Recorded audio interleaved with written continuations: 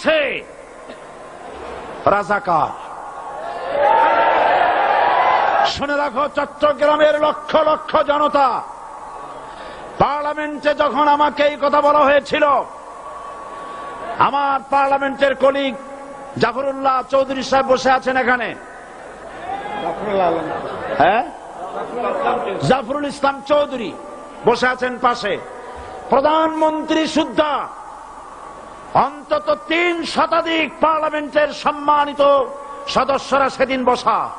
1997 সনের বাজেট বক্তৃতা যখন আমি করতেছিলাম, ডক্টর কুদরতে খোদা, নাম রাখছে কুদরতে খোদা, আসলে গজবে খোদা।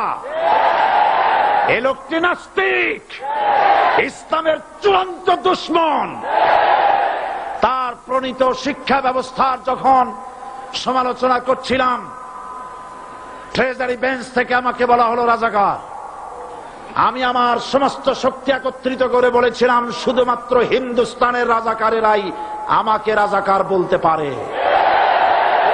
আমি বলেছিলাম 1973 সন পর্যন্ত আমি বাংলাদেশের কোন রাজনৈতিক দলের নেতা এবং কর্মী ছিলাম না। আমি রাজাকার নই। আমাকে রাজাকার বলে যদি তাকেও প্রমাণ করতে না পারে, 10 কোটি টাকার মানহানি মামলা দায়ের করব। আমার এই বক্তব্য সারা দুনিয়া শুনেছে।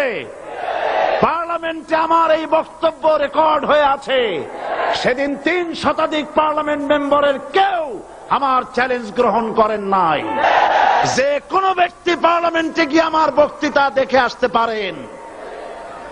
এরপরে 1997 সনের 7 অক্টোবর দৈনিক জনকণ্ঠ পত্রিকা যখন আমার বিরুদ্ধে লিখল, সেই পত্রিকায় সাইদির ওপেন চ্যালেঞ্জ 8ম পাতা, 1997 7 অক্টোবর, এত বড় 2 কলামে হেডিং।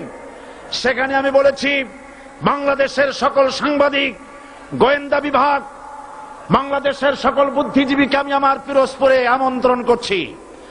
আমার উপস্থিতিতে যদি কেউ প্রমাণ করতে পারে বাংলাদেশের স্বাধীনতা যুদ্ধের বিরুদ্ধে আমার কোন ভূমিকা ছিল, সজ্ঞানে স্বেচ্ছায় জাতীয় সংসদের সদস্য পদ থেকে পদত্যাগ করব। 3 বছর পার হয়ে গেছে, আজ পর্যন্ত কেউ এই চ্যালেঞ্জের মোকাবেলা করে নাই। সুতরাং আমাকে যারা রাজাকার বলবে, তারা পিতৃ পরিচয়হীন অবৈধ সন্তান।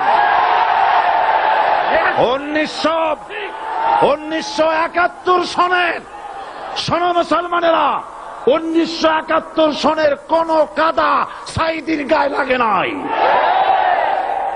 আমাকে রাজাকার বলে জনগণ থেকে বিচ্ছিন্ন করবা, জনগণ থেকে আমারে বিচ্ছিন্ন করা যাবে না। কারণ এই জনগণ আমার জন্য আসে না, এই জনগণ আসে আল্লাহর কোরআনের জন্য।